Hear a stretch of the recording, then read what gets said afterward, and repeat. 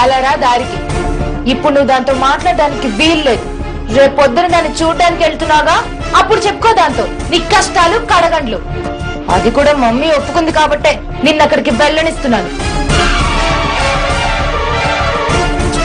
పాపం మమ్మీ ఇక్కడేదో నిజంగా శోభనం జరిగిపోతున్నట్టు, మన జీవితాలు పెనవేసుకోబోతున్నట్టు ఇంత ఖర్చు పెట్టి ఈ రూమ్ ని డెకరేట్ చేయించింది.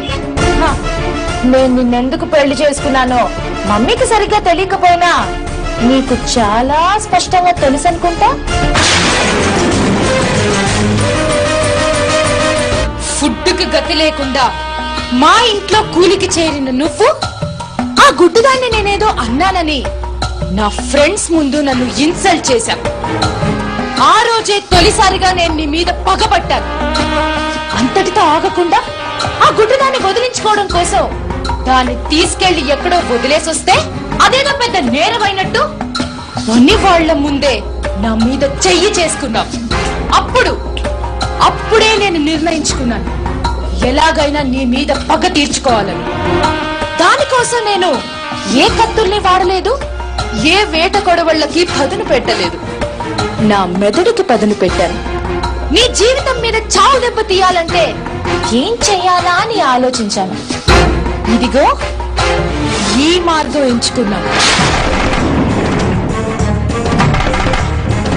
నా నీడని కూడా తాకడానికి అర్హత లేని నీ చేత ఈ తాళి కట్టించుకున్నాను.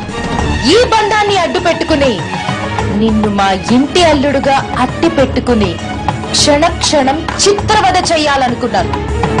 అదే చెయ్యబోతున్నాను. ఈ రోజు నుంచి నీ జీవితంలో నవ్వు సంతోషం రెండు మాయమైపోయినట్టే. నువ్వు ఏడుస్తావు నీరజ్, చాలా చాలా ఏడుస్తావు. ఇక్కడ నేను ఇంకో తెలివైన పని చేశాను. ఒక్క తూటాకి రెండు పిట్టల్ని నేల రాల్చాను. అర్థం కాలేదా? ఈ పెళ్లితో నిన్ను నా కాళ్ళ దగ్గర కట్టి పడేసుకోవడమే కాకుండా నువ్వు మనసు పారేసుకున్న గుడ్డిదాన్ని నీ నుండి శాశ్వతంగా వేరు చేశాను. ఇంతకు ముందు మీ ఇద్దరి మధ్య ఎన్నో జరుగుండొచ్చు, కానీ ఇక మీదట అవన్నీ దాని చేతులు పట్టుకుని నడిపించటానికి నీ చేతులు ఖాళీగా ఉండాలి కదా.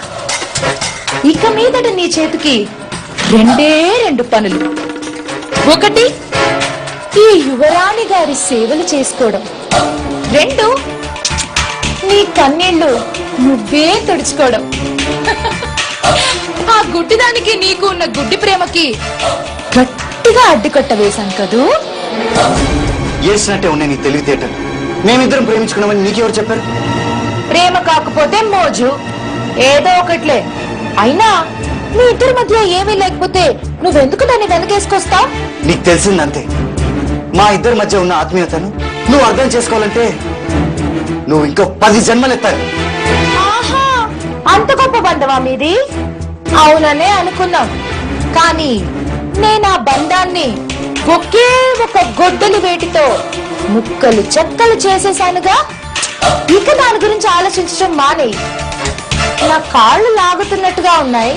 నేను నిద్రపోయే వరకు నా కాళ్ళు పట్టు.